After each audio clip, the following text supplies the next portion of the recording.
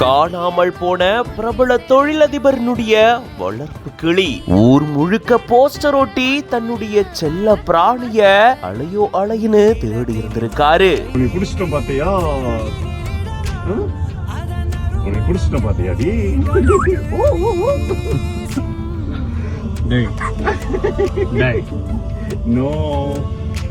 ஈரோடு மாவட்டத்தை தலைமையிடமா கொண்டு செயல்படக்கூடிய பிரபல நிறுவனம் தான் மில்கி மிஸ்ட். இந்த நிறுவனத்தினுடைய உரிமையாளர் சதீஷ் அவர்கள் செல்ல பிராணியா கிளி ஒன்ன வளர்த்துட்டு வராரு.